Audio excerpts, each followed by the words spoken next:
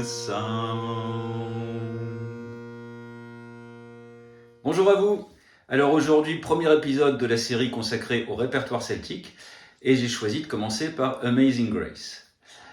Amazing Grace, qui est un air qu'on présente souvent à tort comme une sorte d'hymne celtique, ce qui n'est pas du tout, en tout cas pas de manière officielle, et que je présenterai plutôt comme un air international, de par son histoire. Au début était le verbe, au début étaient les paroles, puisque ce texte a été écrit par un Anglais dénommé John Newton au XVIIIe siècle. Et cet Anglais a eu deux vies en une. Première partie de sa vie, il travaillait sur un navire qui participait à la traite des esclaves. Et il a eu à essuyer une très forte tempête en plein milieu de l'océan Atlantique, et il a cru sa dernière heure venue. Comme il n'en a rien été, il a vu en cela une intervention d'une sorte de volonté divine qui lui a enjoigné en quelque sorte de changer de boulot.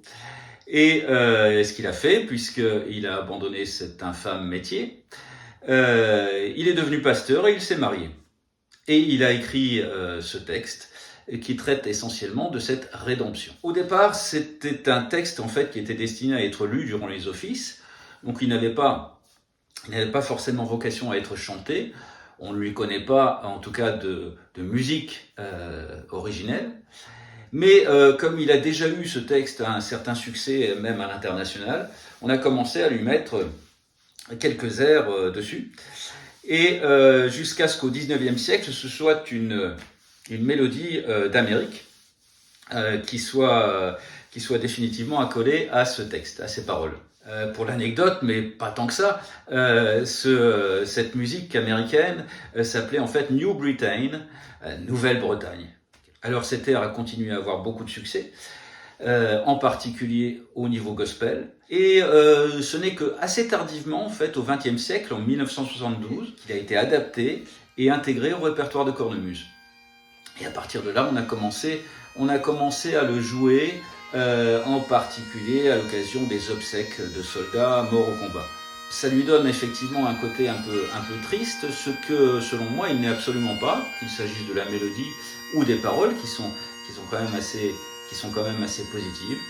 Et il m'arrive donc régulièrement de le jouer pour des occasions plus heureuses.